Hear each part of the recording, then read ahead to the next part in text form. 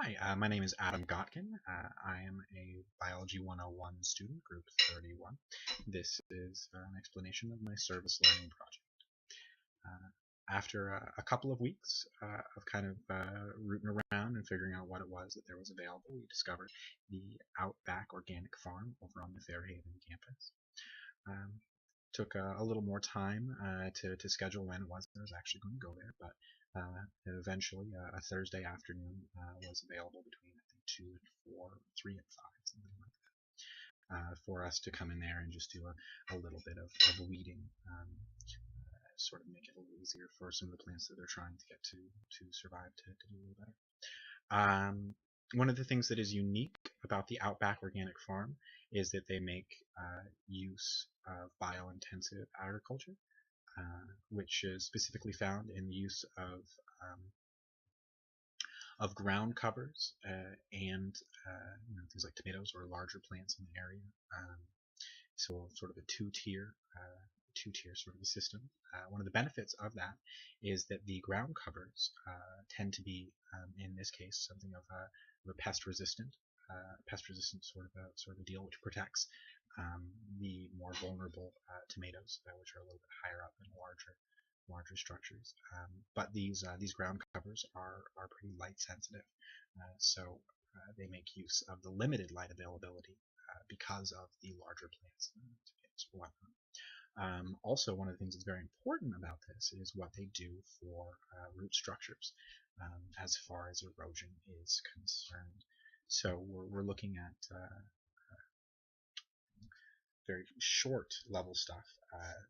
the ground covers, which take up water excess there, which would cause erosion, and also hold in the soil physically with their root structures.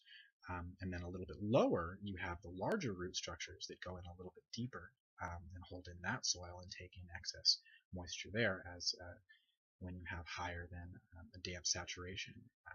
it becomes much easier to have things like mudslides and significant erosion. It becomes a little bit more easily as friction is lost due to that sort of floating level of moisture. Also, down in some of those root level systems, you will see the use of bacteria nodules, where they'll actually use it to fix nitrogen from the soil, and take it in and then make it possible for the plants to use it, which is of course necessary for their survival. All in all, what we're looking at here is a small scale system that has a lot of implications for large scale agriculture, in opposition to something like bio-intensive agriculture, where you have multiple different species working within an area to hold in soil and also to preserve the nutrient diversity in that soil. You would have, in a monocropping situation, one that would just sort of strip the soil each year, and especially when there's fallow, when there's not any plants there, you can see a lot of basic tonnage and tillage loss when you have to turn over those crops, rather than be able to keep plants there year in year out the way that they do at the outback. This may not have initially the same sort of responses in yields as you might need to deal with starvation, but in the long term, the lack of pesticides, the lack of that runoff, the lack of needing to use things like genetic engineering,